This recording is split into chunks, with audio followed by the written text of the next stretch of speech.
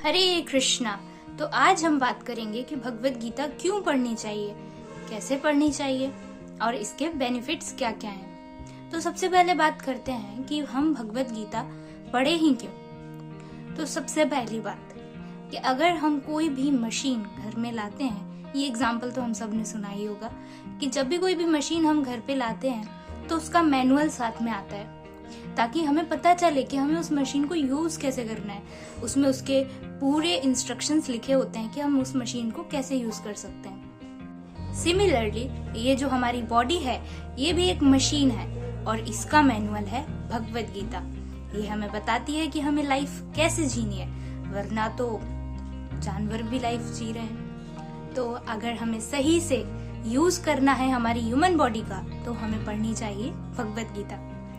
Second question आता है कि हम भगवत गीता कैसे पढ़ें। तो इसका आंसर है भगवत गीता चैप्टर 1 श्लोक नंबर 1 के परपट में। श्रीला प्रभुपाद श्लोक के परपट में कहते हैं कि हमें भगवत गीता पढ़नी चाहिए डिवोटीज की एसोसिएशन में, डिवोटीज की गाइडेंस में। पर क्यों? हमारे पास खुद का दिमाग भी तो है ना, हम खुद से भी दिमाग लगाकर पढ़ सकते हैं। हमें क्यों किसी की जरूरत है पढ़ने के लिए? आपके पास दिमाग तो है, पर क्या आप स्कूल भी अकेले ही पढ़े थे या फिर किसी टीचर ने पढ़ाया था या फिर आप कोचिंग भी जाते थे, राइट? तो वैसे ही अगर हमें मटेरियल स्टडीज में टीचर की जरूरत पड़ती है तो फिर ये तो स्पिरिचुअल स्टडी है, आध्यात्मिक। जब हम ग्रंथ पढ़ते हैं, शास्त्र पढ़ते हैं तो हमें डिवोटीज की जरूरत पड़ती है। राइट एसोसिएशन में, राइट गाइडेंस में जब हम भगवत गीता पढ़ेंगे, समझेंगे, तब उसको राइट वे में अपनी लाइफ में उतार पाएंगे और इस ह्यूमन बॉडी जो मशीन है उसका हम सही यूज कर पाएंगे। तो आखिर भगवत गीता पढ़ने के बेनिफिट्स क्या क्या हैं? आइए अब उनको जानते हैं। First, we become emotionally balanced and spiritually strong. तो इमोशनली बैलेंस्ड का क्या मतलब है? कभी कभी हम बोलते हैं ना कि मैंने ना गलत डिसीजन ले लिया इमोशंस में आकर, तो ऐसा नहीं होगा। जब आप भगवत गीता पढ़ेंगे, जब आप भगवत गीता लाइफ में उतारेंगे, समझेंगे उसको अच्छे से, क्योंकि जब आपको हायर पर्पस पता होगा तो आप ऐसे डिसीजंस लेने से बच पाएंगे। Second point, we become free from sinful actions and sinful propensities. तो इसका मतलब क्या है? देखिए, पाप करने से ज्यादा ना पाप करने की इच्छा से हमें बचना चाहिए, बट वो हम नहीं बच पाएंगे जब तक हम भगवत गीता नहीं पढ़ पाएंगे। जब हम भगवत गीता पढ़ते हैं तो पाप करने की इच्छा से तो बचते ही हैं, साथ में जो पाप किए होते हैं उनके कर्मों से भी बच जाते हैं। Third point, we become free from doubts hence more confident. तो जब हमें क्लैरिटी होती है इस मटेरियल वर्ल्ड की, हमारी, बाकी सबकी, तो हम फ्रीली जी पाते हैं, हमारे पास कोई डाउट्स नहीं रहते एंड हम कॉन्फिडेंस के साथ जी पाते हैं। देखिए, जैसे अगर हम इंटरव्यू देने जाते हैं तो अगर हमें उस कंपनी के बारे में पता है, हमें कौन से रोल चाहिए उस कंपनी में वो हमें पता है और हम अच्छे से प्रिपेयर करके गए हैं, तो हम अच्छे से इंटरव्यू को क्लियर कर पाएंगे, राइट? वैसे ही जब हमें पता होता है कि हम कहाँ रह रहे हैं इस मटेरियल वर्ल्ड में, किसके साथ रह रहे हैं, कृष्णा की जीवाज हैं सब, और हम भी कौन हैं? कृष्णा के जीव हैं। तो फिर हम अच्छे से कॉन्फिडेंस के साथ रहते हैं और क्लैरिटी के साथ रहते हैं, कोई डाउट नहीं रहता।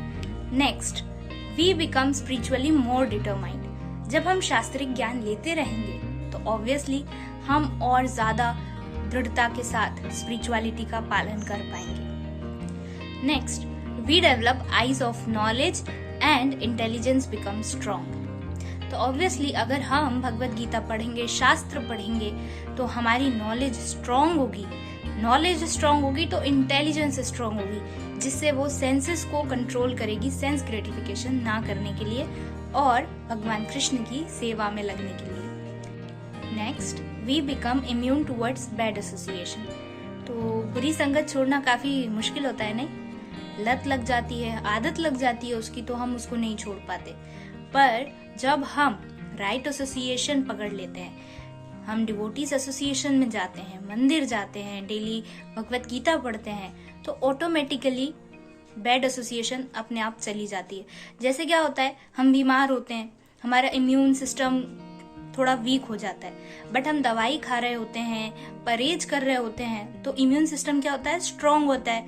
तो वैसे वो क्या करता है, वो जर्म्स से, कीटाणुओं से फिर लड़ सकता है। वैसे ही जब हम अच्छी राइट एसोसिएशन में रहेंगे तो अपने आप जो है बैड एसोसिएशन दूर चली जाएगी। Next, we become humble. ये सबसे मेन पॉइंट है, विद्या ददाति विनयम। तो जब भी हम ज्यादा से ज्यादा नॉलेज गेन करते हैं उतना ही हम विनम्र बनते हैं। अगर हम विनम्र नहीं बनते और हमारे अंदर अहंकार आ जाता है तो फिर ऐसे नॉलेज का कोई फायदा भी नहीं है। तो इसलिए भगवत गीता हमें हम्बल भी बनाती है। Next, we become teachers and preachers. अच्छा, ये पॉइंट क्यों लिखा गया है? देखिए, जब हम अच्छी चीजें पढ़ते हैं ना तो हमें, हमारे मन को ऐसा लगता है कि हमें दूसरों को भी ये बांटनी चाहिए। तो जब आप भगवत गीता पढ़ेंगे, आप इतना अच्छा नॉलेज ले रहे होंगे, आप मंदिर जाएंगे, आप वहां पर आनंद लेंगे, तो फिर आपको ये लगेगा कि मैं इस आनंद को दूसरों को भी दूं। तो ऑटोमेटिकली आप टीचर्स एंड प्रीचर्स बन जाएंगे। Next point, we become more respected and inspirational. देखिए, ये पॉइंट हम ऐसे समझ सकते हैं कि जब हम भक्त बनते हैं ना तो काफी लोग आसपास हमें चिढ़ाते हैं कि ये तो कंठी माला लेके बैठ गया, तिलक लगाता है, ये तो भक्त बन गया, और एक्सेट्रा एक्सेट्रा, राइट।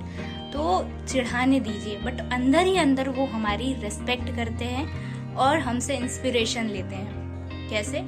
क्योंकि उन्हें पता है कि हम राइट पाथ पे हैं। तो फिर भक्ति करते रहिए। Next, we become joyful naturally. तो हमें खुश रहिए। खुश कैसे रहें, ऐसी वीडियोस देखने की जरूरत नहीं पड़ती, क्योंकि हम अंदर से पहले से ही खुश हैं। जब हमारी सोल को जो चाहिए होता है, जो नीड है सोल की, हम उसको वो देते हैं तो हमारी सोल ऑटोमेटिकली जॉयफुल रहती है। तो हमें ऐसे खुश रहने वाली वीडियो देखने की जरूरत नहीं है, हम ऑटोमेटिकली खुश रहते हैं। तो आज के लिए इतना ही। अब हम चैप्टर 1 का श्लोका 1 नेक्स्ट वीडियो में कवर करेंगे। हरे कृष्णा।